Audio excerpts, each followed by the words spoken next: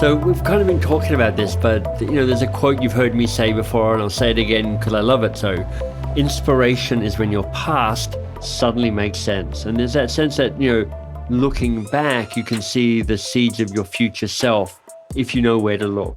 So I'm curious to know, what were one or two crossroads moments for you? Moments where you're like, wow, this has happened, or I've made this choice, or I've been put in this situation, and in doing that, things change significantly for you.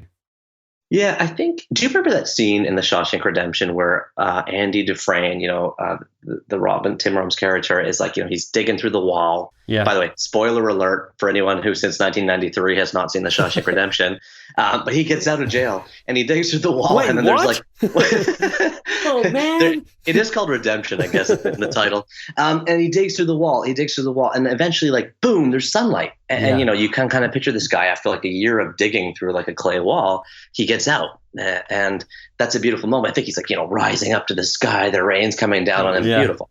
And so I take your question as that sort of metaphor, that tipping point metaphor of when did things kind of bust through. And I use that example of The Shawshank Redemption because almost all of those moments in my life are when I'm just knocking on the same brick wall Right. or clay wall for like 1,000 times till something pops. And I'll give you two examples. These are what you asked me for. Mm-hmm. One is I read a book by Michael J. Rosen, edited by him when I was a kid.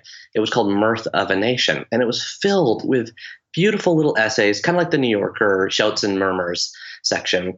People like, Dave Eggers, David Sedaris, Jon Stewart, Fran Lebowitz, stars of mine. And at the back it says, if you want to submit your own, mail them to me. Michael J. Rosen at the Thurber House, American Center of All Great Comedy or whatever. Right. So I submitted a couple articles and they got published in the next Whoa. book. And the next book with other people of that stature. Like, I'm not comparing myself to them, but I was in the book with these guys.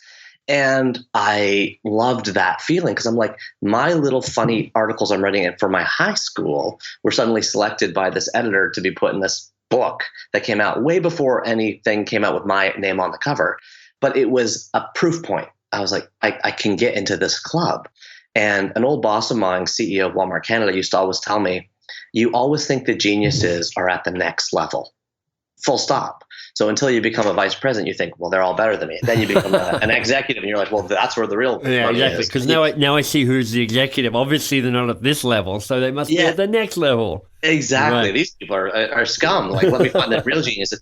So that happened for me once, and then the second time that happened for me was when my 20th blog post ever on 1000awesomethings.com.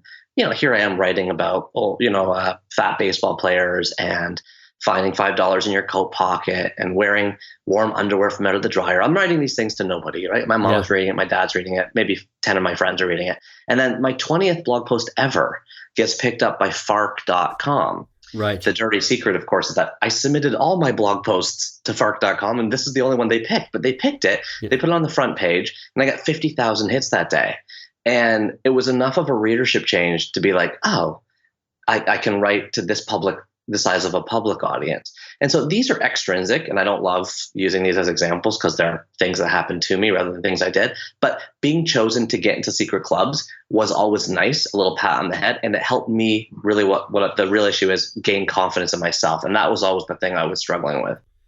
Yeah, I mean, there's something about it's an interesting point, a place you point, which is around it's in extrinsic. It kind of happened to you, and I do think there's a way that you can make collecting the medals the thing, and if so, you spend your whole life trying to collect the next medal. But there's also a way of saying that collecting this medal is actually a way of reaffirming or maybe confirming something about who you can be.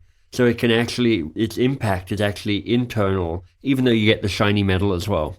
Yeah, and you don't want to be the 60-year-old high school football player with a room full of trophies in your attic. Right. What you want to do is take that trophy you get and use it as internal juice, some nitro to just fire you up and be like, I can do this. Now what else can I do? And then continue to get closer and closer to your truer passions and let those continue to help you fly. So I point at those two breakthroughs because they're real. But now, hopefully, I need less of those to do what I do.